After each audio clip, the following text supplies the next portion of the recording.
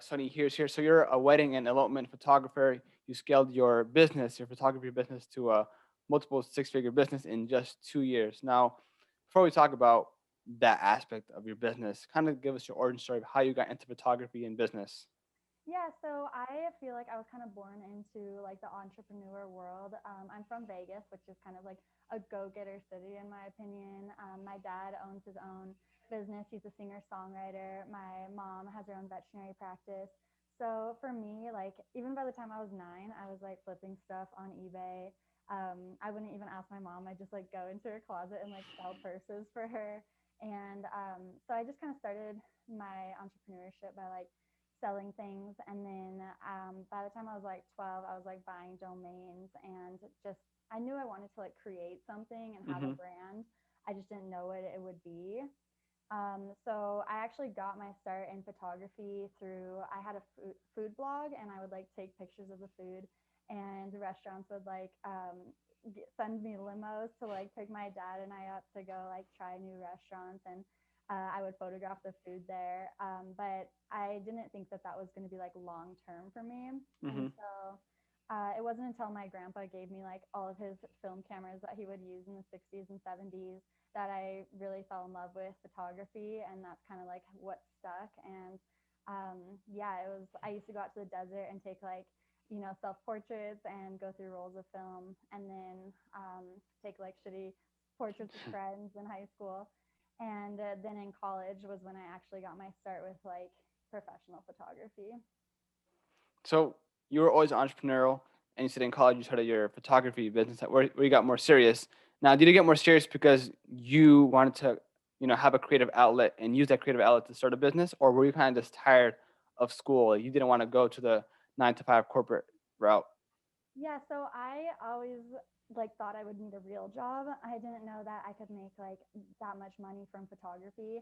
So I actually majored in marketing and I was like, okay, well, I'm going to go to business school and I took darkroom photography just for fun to keep me like creative. Never thought it would be like a full-time thing. And I actually answered like an ad on a bulletin board that was for a wedding and the couple was looking for their budget was like $100. They were looking for someone to capture their wedding, and I contacted them and was like, "Hey, I have no experience with this, but I promise I'll like try my hardest." And they actually hired me. And when she sent me her reaction to the photos that I sent her, where she was like, "I love the way that like you captured my husband and I." And you portrayed us as art, and I just fell in love with that reaction and was like, this is my gift and like what I want to provide to people. So I started like dreaming then. So was that the initial spark that created your business, your Yeah, that photography was business? the initial spark, and then I just knew that I'd have to find like a niche and a style. And so that was the initial spark though. So you think for any photographer that you have to pick a niche, because if you do everything, you're not going to be known for one specific category. And if you're known for everything, or if you do everything, in reality, you're not doing anything at all, if that makes sense. Yeah, absolutely. I feel like if, it's good to start with everything. Like when I started out, I was doing landscape, I was doing portrait and weddings and babies and wagons, like pets, anything. But everything was kind of mediocre, right? Because I wasn't like, I was trying to find what I wanted to do. And when I decided I'm only going to do couples and maybe a little family on the side, but mostly just couples, that is when I was able to like excel and not be mediocre in it. Okay, so you got your first client from that ad. So what was the next step? Did you create your own website, your own domain, your social media? Did you invest in a new camera? Like, what were the next steps to really, start this business? Yeah, so the next steps were getting digital cameras because at that time I basically only had film cameras. So I actually put them on credit, which was scary for me, but I bought digital cameras just so I could have the initial investment. And then I created a website through WordPress and Flow themes, and I created all my social media. And then I was like, I found photographers that they were doing what I wanted to do. And Hmm. one of those, her name was Annie Graham, and she's actually become like a close friend and mentor of mine. But she posted that she was having a workshop in Iceland, and her photos like make the couples look like they're part of the landscape, and they're just so beautiful. And she was traveling all over the world making tons of money doing it, and I was like, okay, well, this is what I want, I just don't know how to do it. And so I knew I needed to be at that workshop, but I didn't know how I was going to get there because it was $3,500 just to go, not including like plane tickets, Hmm. hotels. And at that time, like I had like nothing in my checking, nothing in my savings because I had just, bought all this equipment. And so I actually like sold like most of my furniture. I was selling like my clothes that I liked, and I was able to come up with the money to go there. And I just realized that being like surrounded by people that are doing what you want to do and like have those goals is the best way to put yourself in that position and to learn from them. Damn, so you were actually like all in on this.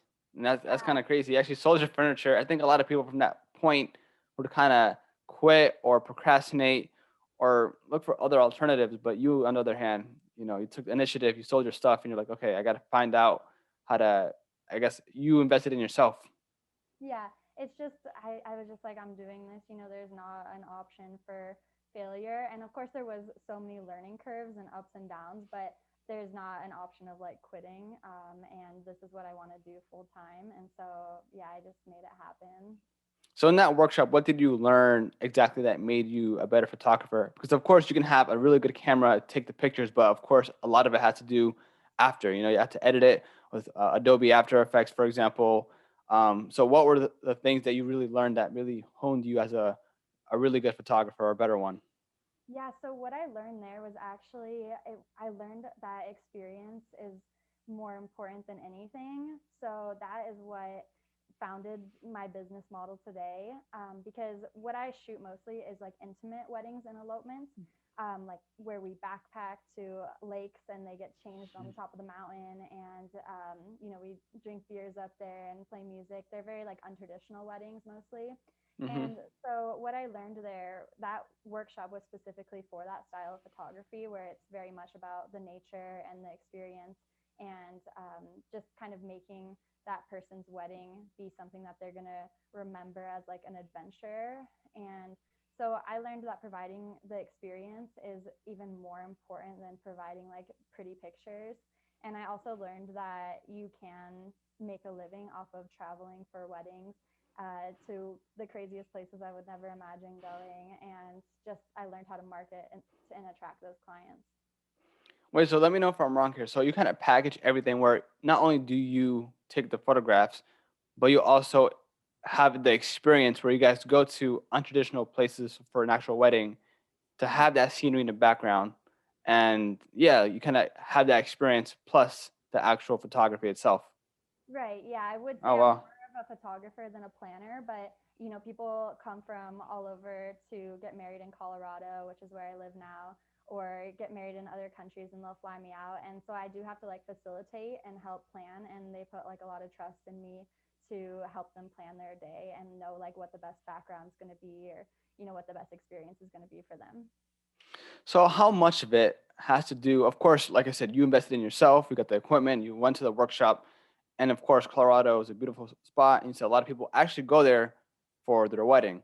Now, how much, or do you think you're kind of lucky in some sort of sense that you are living in Colorado, um, to have that scenery, to have that environment in that setting where people actually go to, and you can leverage that to take wonderful pictures?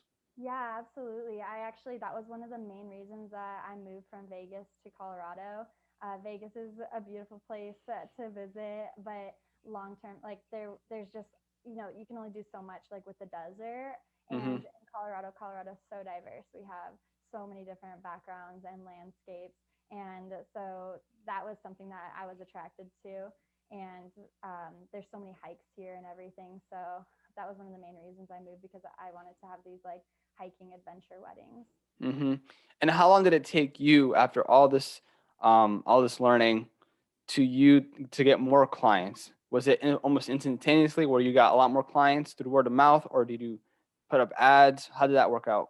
Yeah, so it started off pretty slowly. It started off at first, I when I first made my social media, I would incorporate 2 hours a day into my work schedule. Like I was working at Whole Foods at the time, hadn't quit yet, and I would go home and I would work on my social media. I would like people's like things that were related to photography and interact with them, and that kind of organically like built up my following of people that actually cared about my work and things like that. So I did that, and then increase started coming in once I had like a decent following base. I would also hang flyers up like everywhere, like power lines of restaurants, cafes, anywhere, just like random walls. And it's funny now that, I'm pulling in six figures for the second year in a row, like I still believe that you can like never be too successful to hang up some damn flyers. So Mm-hmm. sometimes still, if my inbox seems a little slow, I'll just go and like hang up flyers because it brings you back to those roots of, organic marketing and working and having that drive. So how do you think, or what are the most, uh, what ways really get the most traffic to your business? Is it the flyers? Is it through word of mouth? Or is it through like the organic reach through social media? So social media is, I would say, like 50 to 60% of where I get my clients from, and Mm-hmm. word of mouth is like the other 50%. So hashtags on Instagram is where I get majority of my clients. I formulated like 30, 40 hashtags that I change every now and then. And what's nice is that I can change it to be wherever I want to work. So I had always wanted to go to Bali. So I started using hashtag Bali wedding photographer for about 6 months. And a client actually reached out to me. She was Australian and they were having a wedding in Bali. And she reached out to me. I thought it was a catfish, right? So I booked it, but I was like, no, this isn't going to happen. And then pretty soon, like the wedding was just getting closer and closer. And I was like, can we like jump on a FaceTime? Because I just want to make sure you guys are real. And so I actually got to go out to Bali, and it was like one of the best experiences Hmm. of my life. It was so much fun. But so, or if I'm wanting to shoot local, I can just use, all the Colorado hashtags, like hashtag Colorado wedding photographer, things like that. And then my sphere of influence and word of mouth is the way I get the rest of my bookings, which is hugely important. I feel like word of mouth is the best kind of referral you could ever get and the best advertising. So if I, like when I moved out to Colorado and work was really slow, I would do free shoots for couples, and I would just ask them, tell your friends, like that's all I need. And I would do those I was doing them multiple times a week. And that really snowballed because if they told 10 friends, then, some of them would book with me and I was able to make money again. So you think that if you're just beginning, if you're a photographer, anyone listening, that free work is really important, especially to build your portfolio, and then from there it can really snowball. Absolutely free work, going to workshops, making your own styled shoots. Like you have to work for free for when you're starting out. Like it's just so helpful for you to be in a space where there's no pressure.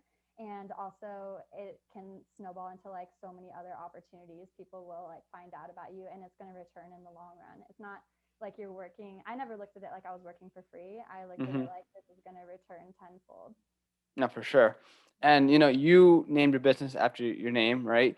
And it could have been Colorado photography, Colorado wedding photography. Now, do you think it's important nowadays for people who are working by themselves or have a photography business to build up a personal brand so you can have that deeper connection between you and your clients instead of you having another entity with a different name? For sure. Like, I totally understand when people have names like, say Colorado wedding photographer. But for me, I feel like, especially in this day and age when there's so much social media and people really want to hire you and for your personality and your brand. And so that's why I chose to just name it after my full name. And I think, people just really want to resonate with a real person. Like, when I am answering emails, I talk to them like these clients are already my friends. Like Hmm. there's a level of professionalism, but there's also a level of like, I'm so excited for you. I use way too many exclamation points. Like just, I just talk to them like I'm chatting with a friend because people want that nowadays. Yeah, for sure. And I think having that personal brand really does help that because it can be really hard. I think if you talk to a logo compared to talking to an actual face, an actual person, I think you can really relate and bond a lot quicker. And because you had that experience side or that experiential side in your package, not only the photography, that adds another element to it, and that really helps out. For sure. Yeah, I actually want to have both. Like I have I got the Instagram started for a company called Colorado Elopement Co., which I haven't really done anything quite yet just because I've been so busy with my own work.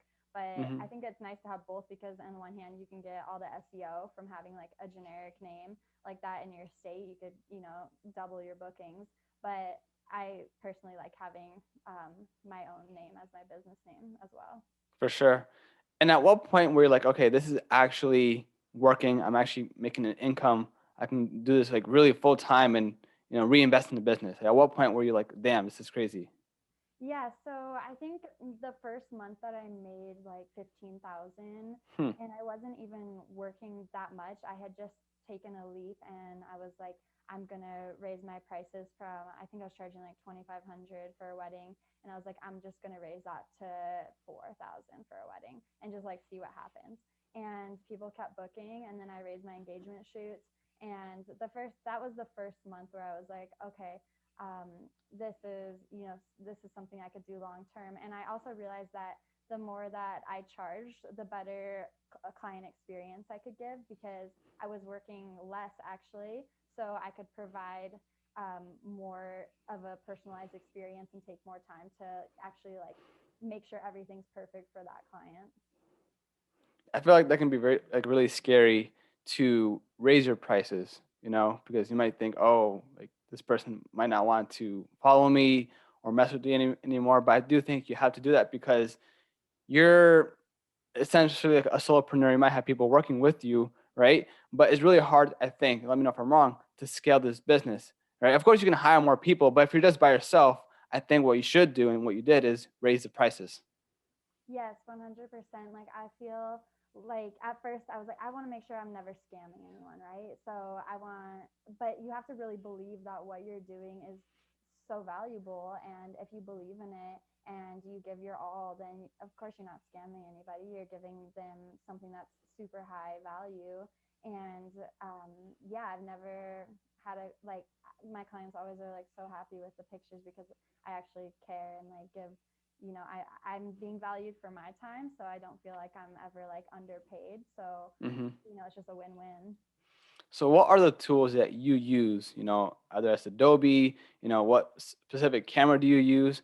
Like, kind of give us your whole like tool set of things that you have to become the photographer you are today.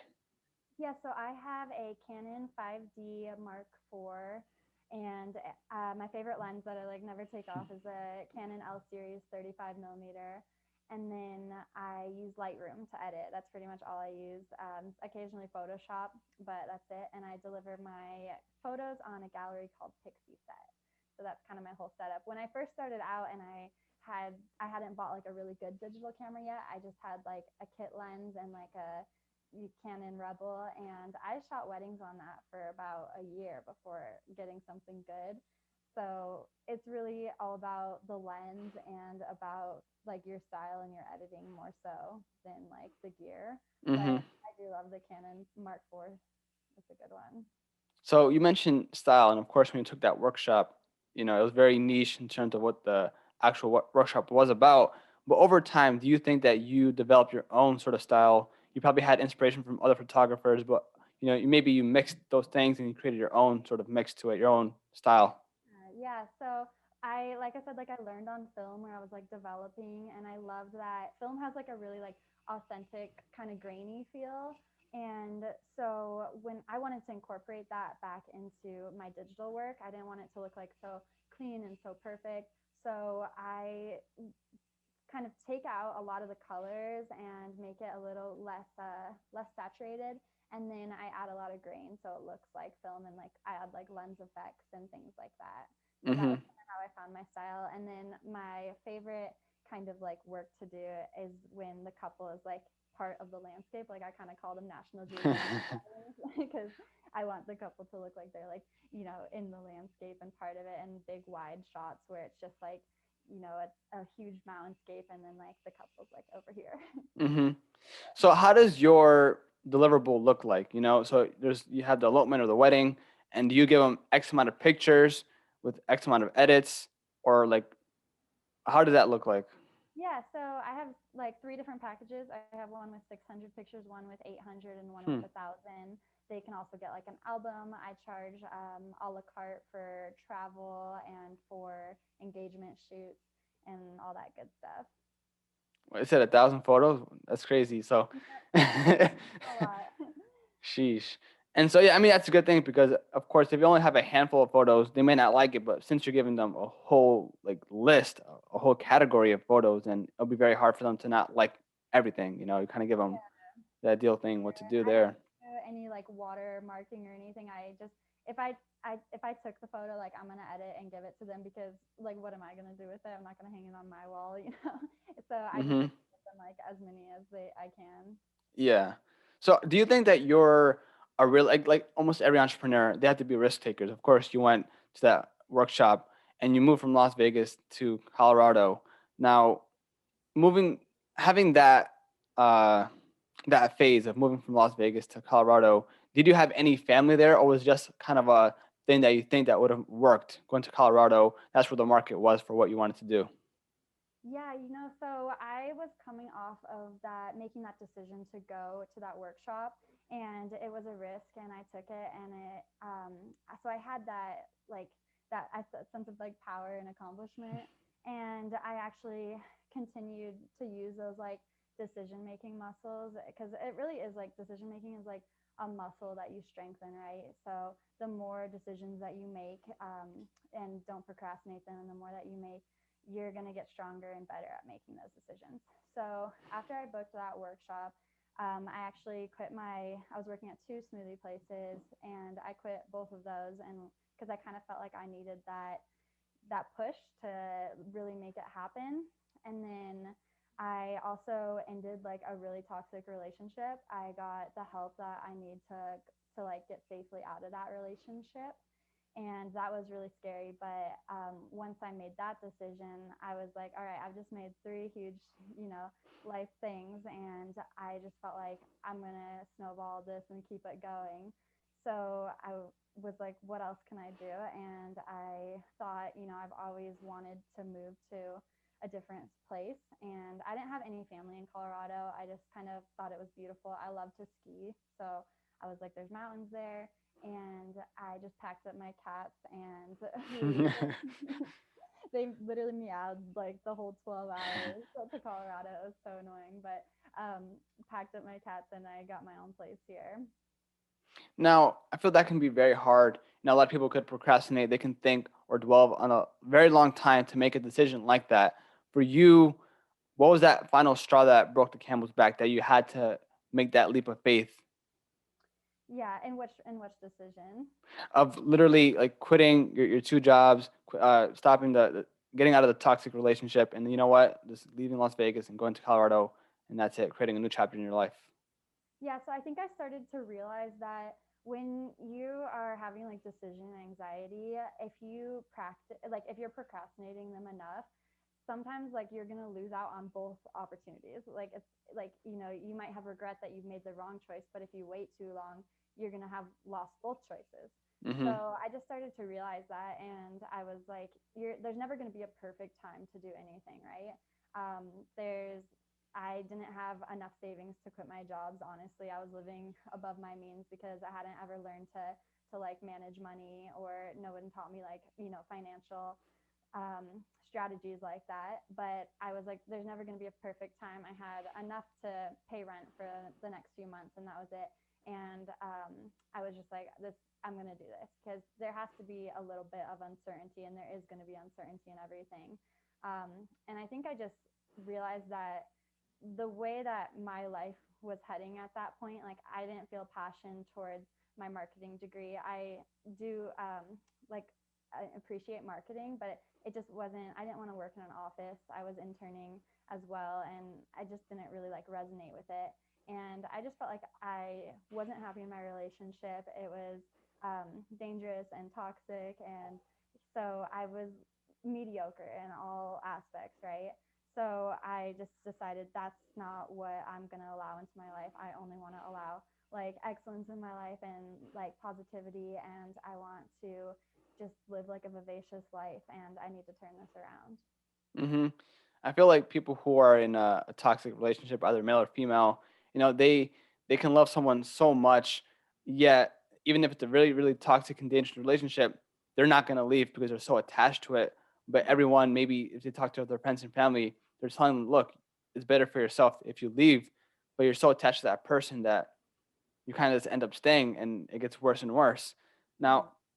was your relationship like toxic where your motivation and drive in terms of entrepreneurship and you doing your own thing was hindered, or was it kind of like something completely different? I feel like nobody, like looking back on it, I'm grateful for it. I don't feel like anybody should have to go through like what I went through, like, with the abuse and everything. But I do think that it gave me this sense that nobody's gonna save you but yourself, right? So Mm, even though it had escalated pretty far, and people could see that from the outside. I had my friends and family cared about me, and they could tell like things were going badly, but still, like, nobody's going to get you out of that situation but yourself. So that really kind of pushed me and helped me in the entrepreneurial sense, where I was like, okay, well, once I made that connection, I was like, I am in charge of my future, I'm in charge of my life. Like, there's nobody that can do this but me. That really contributed to my growth. And it just pushed me to be better. It was also a distraction while I was healing. I was like, I was looking at my business as like a place for me to heal and grow, and making art is what makes me happy. So I was able to, it helped my healing a lot. for sure. And I feel like if you had like that business, it's kind of like your baby, is kind of like your main priority. And I feel that it's true what you say, that only you can kind of change your life. I Let me know if I'm wrong here, but I do think that of course your family loves you like so dearly, but in reality, you know, people may not care about you. The only person that really cares about you is yourself, and only you can make those actions and those decisions. So at the end of the day, you can't really put blame on anyone else but yourself, and you have to take that initiative to make a decision. And sometimes you have to be binary because the longer, like you said, if you make no decision at all, that can be even worse, right? So Yes. sometimes you do have to be binary, say yes or no, and kind of stick with it. If you stay too long, then you lose both opportunities. And luckily, I'm not like a perfectionist. So my one of my quotes I live by is like, "It's better done than perfect." I do love to do things really, really well, but there's no really such thing as perfection, right? So it's better just to get started. Like, if you have a dream, it doesn't matter what it is. Like, if you want to start a jewelry company or an e-commerce company or whatever, you just got to start. Like, there's never going to be a perfect time. There's always going to be that uncertainty, but whatever you do, dedicate an hour a day to, you know, talking to someone, asking them questions, setting up your website, just anything. You just got to start. Yeah, because in the beginning, you're not going to know everything, and it can be very, very overwhelming. But I do think you do have to take those baby steps, and once you take those steps, you end up learning a lot more quickly, and things start to come to you naturally. Yes, for sure. Absolutely. It's like the baby steps, and those are the scariest, right? Because don't know where to start at all. And that's where luckily I found mentors. I feel like mentors are so valuable. So if, I feel like advice to anyone starting a business is find someone who's doing it, and, ask them if they can mentor you. Wait, so how did you find your mentor? Was it through Instagram, or was it someone in your local circle? Yeah, so it was through Instagram. She was the one that held that workshop. So Oh, it was just through Instagram. I think I was like looking on hashtags one day, and I was like, okay, this is like what I want. I want to make a living from traveling the world shooting couples. And so, reached out to her, and then I had some one-on-one mentorships as well.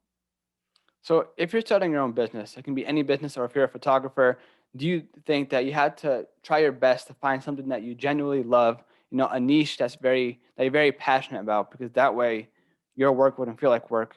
It would just be fun, you know? Yeah, for sure. You want it to be fun.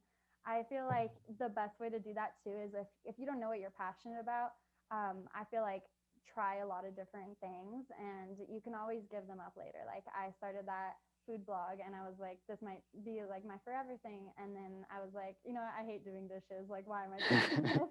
So you just gotta like try a lot of different things, and eventually, like, I feel like one of them is gonna stick. And also just like meditating and like manifesting with trying to like learn yourself better so that you can see like what's fun for me and how could I make money off of doing what's fun for me. Hmm. And what do you think is the hardest thing as a business owner? Oh, I think the hardest thing as a business owner is probably work life balance and sacrifices. And also, like, there are times of instability and like putting trust in the fact that you don't have a stable, like, now my income's pretty stable, but you never know. Next month, like with COVID, say, I Hmm. stopped working for 3 months because I couldn't shoot. So there's always like that possibility of instability, but that's when you just have to put your trust in that. Put your trust in that there's always going to be future work. And then with work life balance, I definitely think that's difficult, especially in my industry, because I've missed some graduations, I've missed some friends' weddings, I've had to miss things because I schedule weddings and I can't just cancel them Hmm. because I had a personal thing come up. So I really had to decide like what I need off. And for me, that's like every other weekend plus holidays. And I found that that works for me where I feel like I have enough personal life balance where I don't feel like I'm missing out on things. Occasionally I still have to miss things, but my friends and family know now that like I'll make it up to them later. Hmm. And I'm 23, so I'm still like on the Gary V kind of like hustle. I want to make money and invest in real estate and invest, bring my business from 100,000 to 200,000. So I'm just like all about the hustle right now too. And how do you plan on doing that? Do you think you're going to add more personnel, have a team, or maybe have another vertical in your business, either that's literally selling digital products on how to shoot photography, or create a YouTube channel, really go all in on that, get some revenue through YouTube ads and whatnot, kind of think of other ways to make money within your business.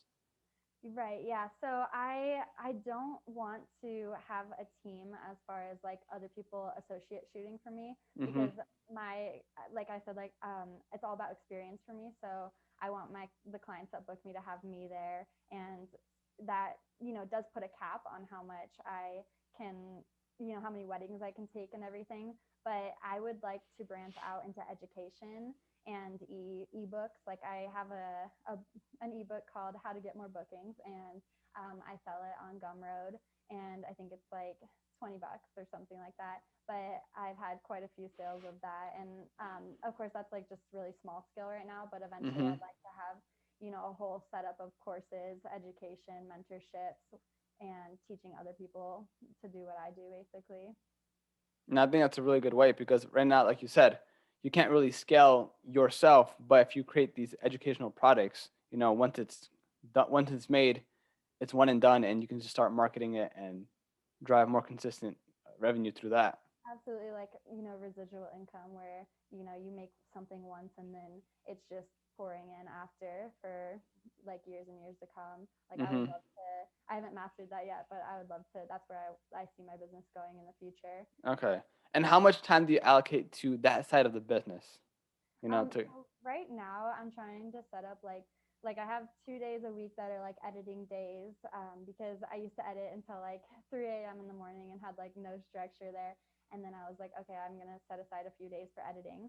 So I have some editing days, and then I also have like an education day where I'm trying to build courses and products and ebooks and like writing.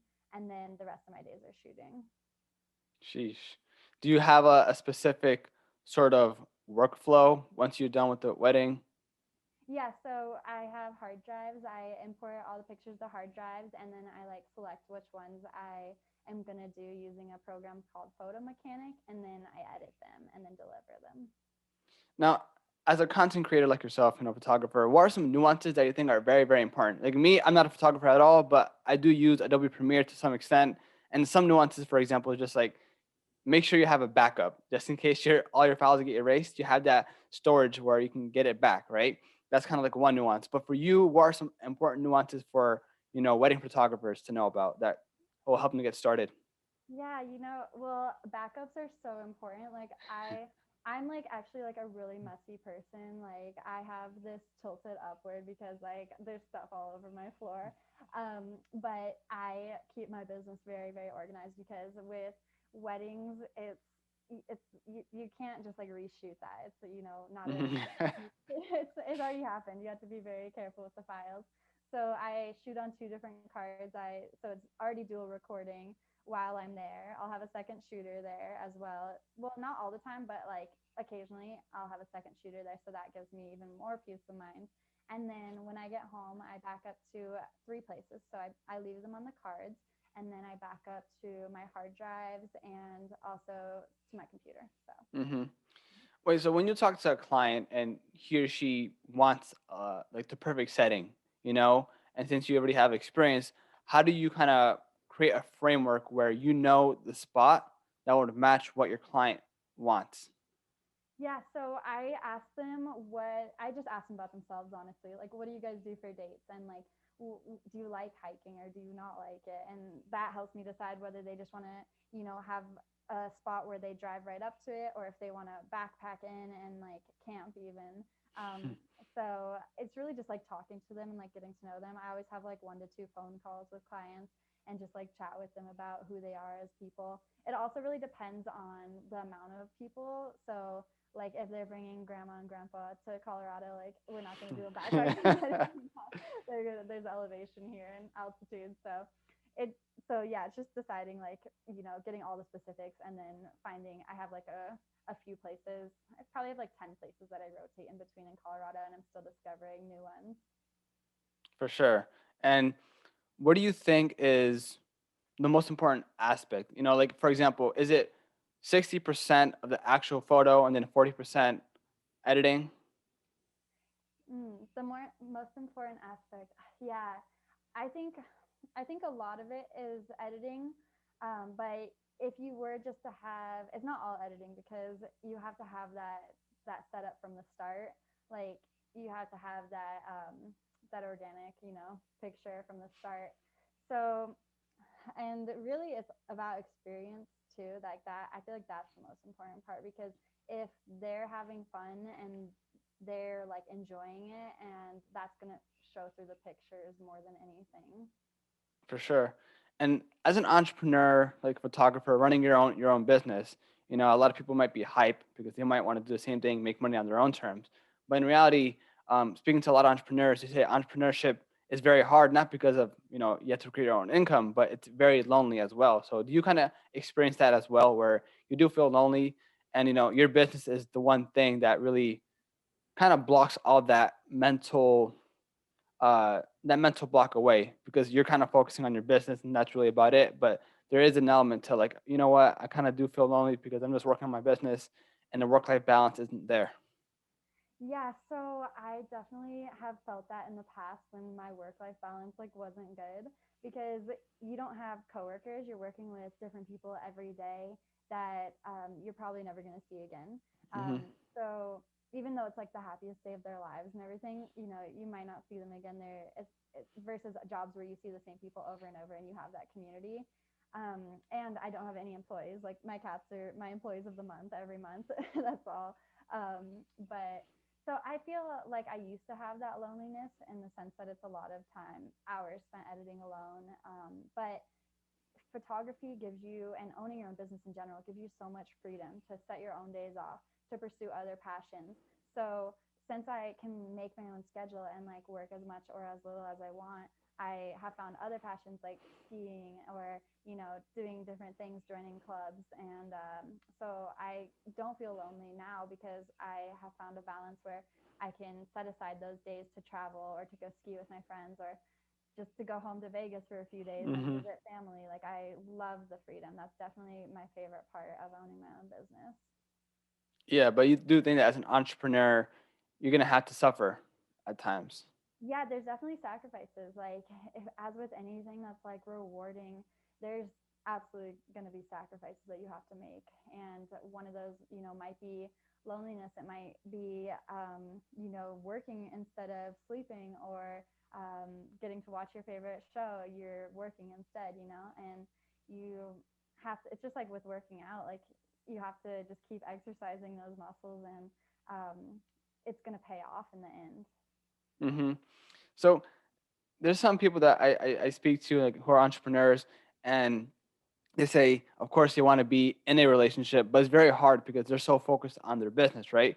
But then you look at very, very successful, busy people, for example, like Elon Musk or Jeff Bezos. They have, their partners, and they're still working incredible amount of hours. Now, when you kind of take, or when you do your job with the photography and you see like these cute couple together, does that kind of reminisce or kind of make you think like, oh, it'll be nice to be in a relationship, but since you're so focused on the hustle, you kind of just shy away from that, and you just want to focus on yourself.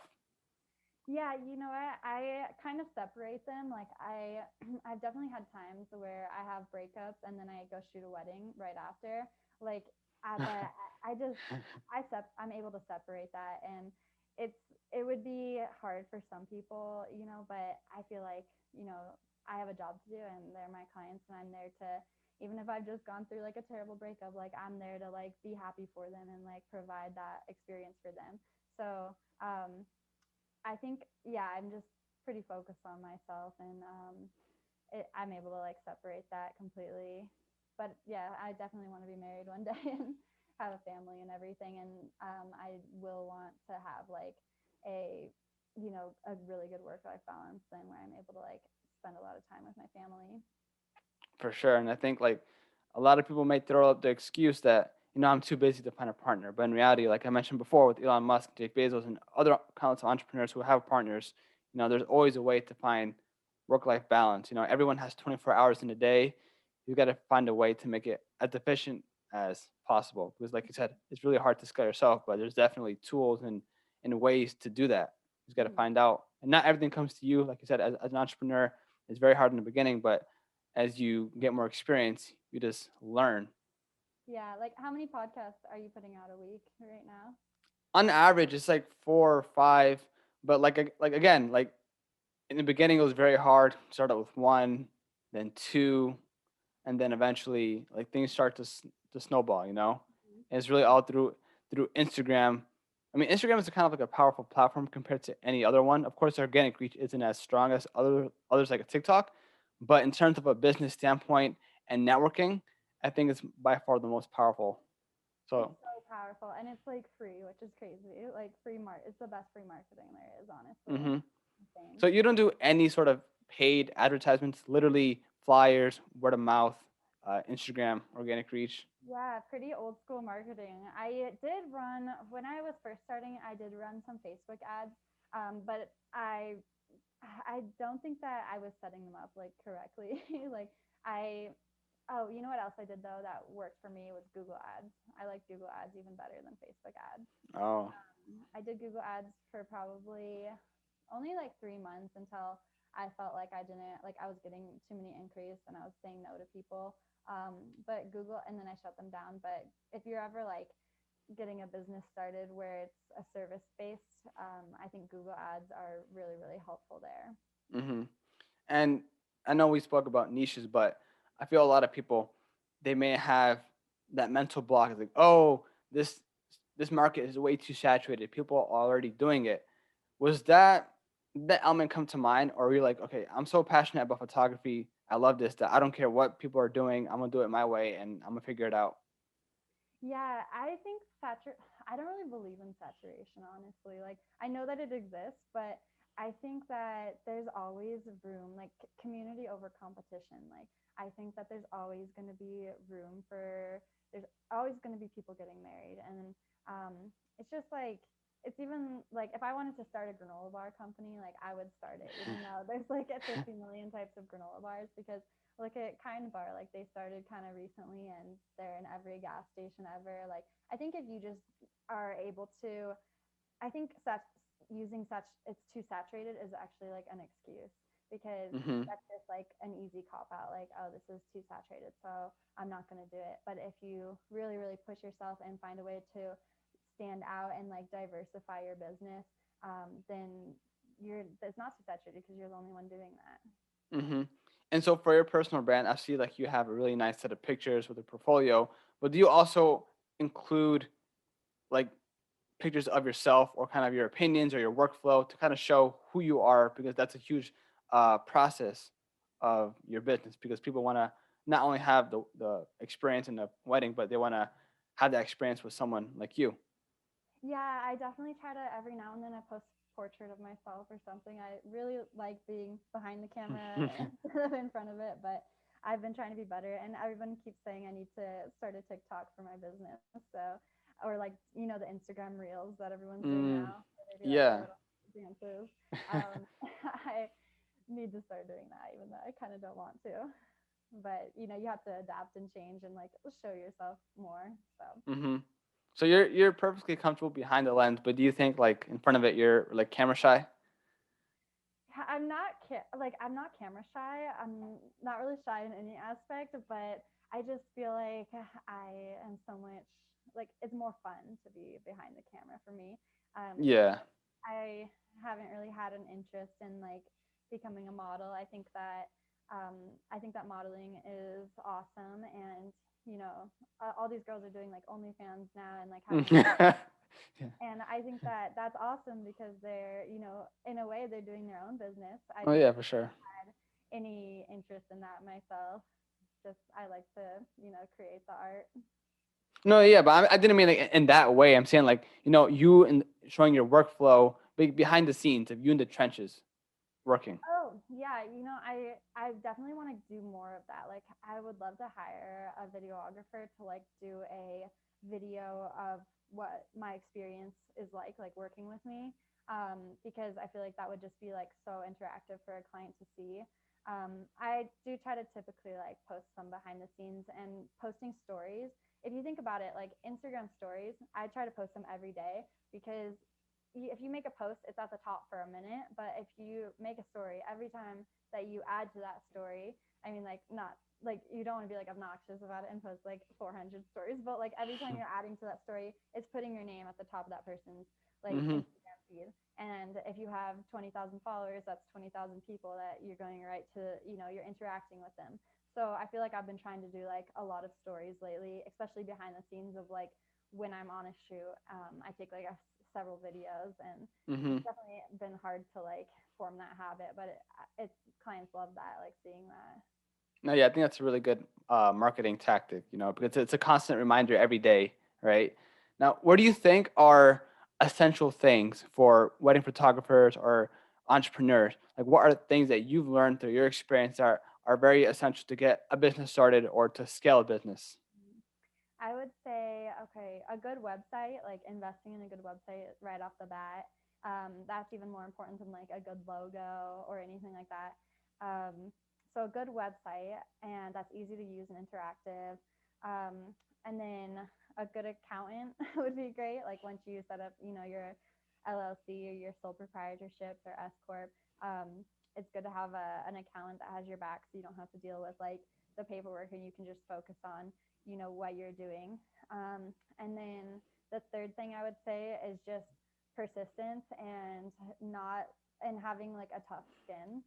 um, I was so sensitive when I was little. Like anytime someone yelled at me, I would like cry. And now, I still make mistakes to this day. And like, if, you have to develop like a tough skin and be like, okay, well, how am I going to fix this and handle it and be able to take criticism and have that persistence and drive to keep hmm going. Yeah.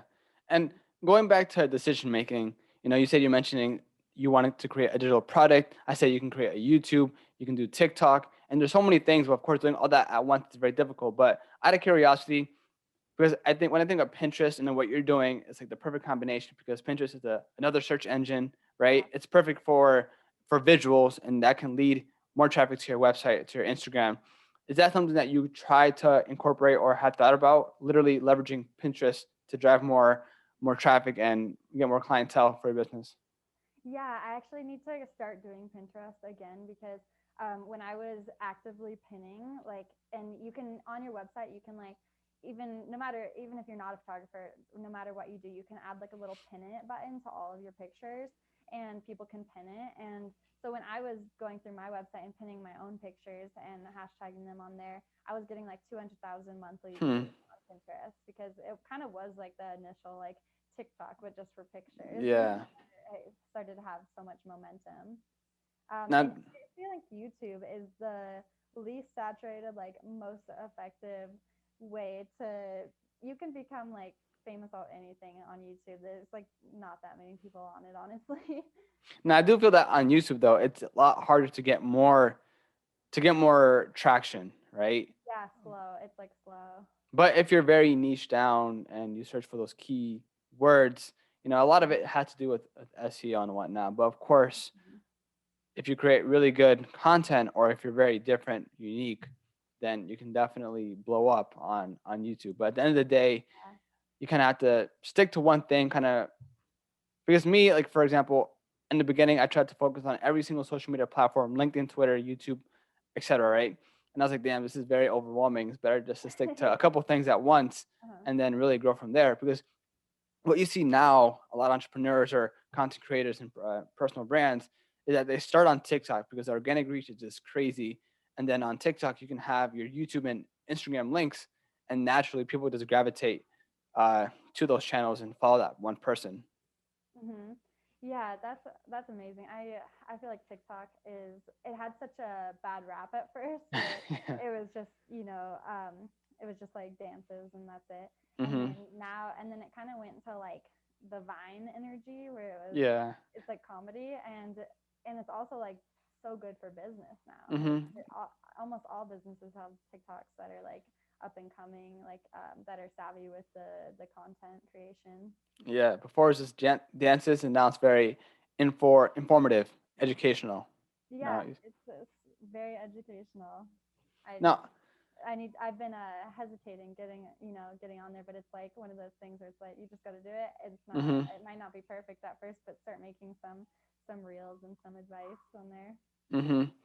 And what entrepreneurs, photographers, or resources like podcasts and books that you kind of use to kind of become a better entrepreneur? You can always improve yourself through these resources. So do you have any in mind that you want to share? Your podcast, I love your podcast. I- Yeah, I like it's nice to hear from a variety of entrepreneurs that are doing different things.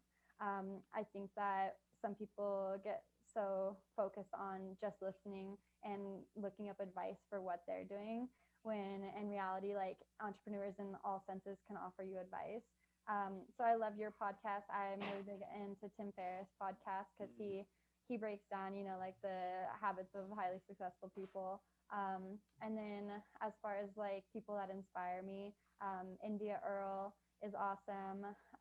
My friend Annie Blackwood, she has her kind of thing is more human, less photography because it's kind of the same thing I'm doing where it's more about the experience and the people than just pretty pictures. And then also Annie Graham, who is my mentor. Awesome. And so you think that for any entrepreneur, photographer, it's almost essential or it's very incentivized, very important to get that mentor because we can go back. Of course, you can learn everything by yourself, right? And it can take Mm-hmm. some time. But if you are working with someone who's been there and done that and has this experience, it's just a catalyst for you getting to where you want to be much faster. Yes, yeah, absolutely. Like, well, I offer mentorships too, so I love to. I only work with like a few of them a year, but when I am mentoring someone, I give them everything that I've learned over the last 3 years of ups and downs, fails, like, having bad months and good months. And I give them all of that. So it's kind of like you can get ahead because you're getting 3 years of advice in one day, and that's why I think like mentorships are so valuable. Hmm. Wait, so for your mentorship, is it something on your website where people can go up and apply, or people have asked you directly, like, "Hey, like Sunny, can you mentor me, please?"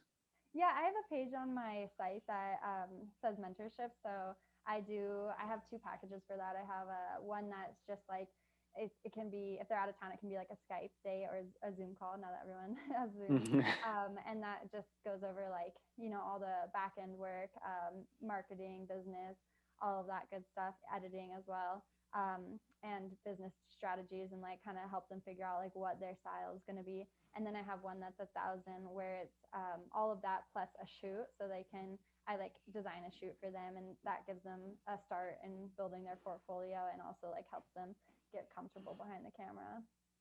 That's awesome, and I think that once you have that knowledge of creating a business, a successful one, it's only natural to really help other people out And not everyone does that, but I think that people do have that sense of, you've gotten help before, so I feel that I want to help others as well. And I think that's a win-win for everyone, because I always say this too, where you don't really know something until you can actually teach it, right? So I when you love teach that. something, I think you learn a lot more as well, because you really have to think twice of what you're going to have to say and explain it much better.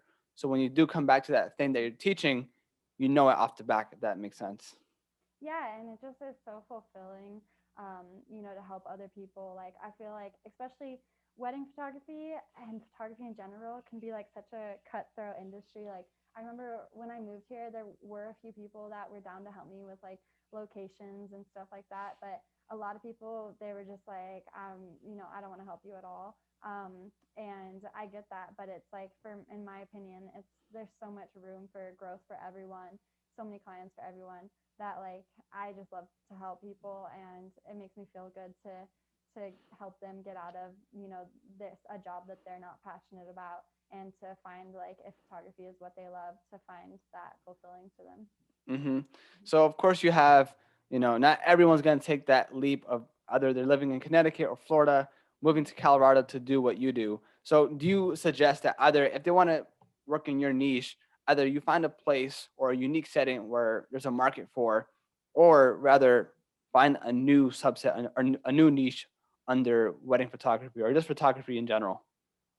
Oh, that's a good question, because I mean, in Vegas, it's pretty much a city, but there we did have like some desert scapes. So for me there, I would have to drive 2 hours, to get to a spot where I would want to shoot an elopement, maybe more like an hour and a half. But you can always, like, I would say, to go along with that, you can brand as like a travel photographer Mm. instead of like a local photographer if you don't feel like you have, like, if you live in a place where there's not much to shoot, then you can brand as like a travel photographer and just do like all travel work if you'd like to do that. Yeah, that would be cool, because I mean, if people want to do what you do, it could be hard because maybe their environment, their setting isn't best allocated to that. But Yeah, if you're in Las Vegas, maybe you can have something where it's a lot more untraditional, where it's like more party and a lot more fun instead of something that's absolutely. very, Yeah. you know what I mean? So that can be another thing that you can kind of incorporate and not do exactly what you do, just have a different element to it and kind of leverage your environment in a different, I guess, way. Yeah, like I personally wanted nature and, like, that backdrop, but there's so many photographers in Vegas, and I used to shoot weddings like this too when I was starting out, where they're like, Elvis will like literally officiate your wedding, or they'll have like drive-through weddings, or you can make it look like really fun and retro for Vegas too, while being in the city. Yeah, it's all about just being creative, and that's I think about the cool thing about photography and whatnot. You can just use your creativity to your, you can just leverage your creativity and make something of it. Of course, you can have inspiration from other photographers, but as you get more experience, as you get a lot more comfortable, you just add your own style, and that's what becomes you. Like that's what makes you more unique. Yeah, absolutely. It's just about hmm like trial and error and finding your own style, and, just trying to break out of like the boundaries of traditional, whatever everyone else is doing, just try to do something else, like, and I feel like that's going to, everyone that's ever done anything great has, like, differed or been questioned, and you just have to do that to For stand sure. out. Mhm. Now, Sunny, I don't want to take too much of your time here. So, if people want to learn more about you, maybe have that mentorship. I know you said you had too many or a lot right now, but if there's more slots open, or they want to learn how to take photographs, or if they have a wedding, an upcoming wedding, and they want to work with you, where can they check you out? So my Instagram is Sunnie Heers. That's SUNNIEHEERS. And my website is just sunnyheers.com. So um, that's, yeah. And then soon to be on TikTok, I Yeah, promise. awesome. So I'll put that in the show notes. Anyone can click on that and DM you on Instagram, go to your website. And yeah, I really do appreciate you being here on the show. Learned a lot about photography and in your industry and how you kind of scale your business to multiple six figures. And I think a lot of people can be inspired by this and, use this information to either find a new niche or, think of all the possibilities that they can do. Because I think you can definitely leverage your passion and make a full time income from it. Absolutely. Yeah, art can make money too. So, Sure. Yeah, yeah, thank you so much for having me on here. It was awesome being on here. for sure. I appreciate it, Sunny. So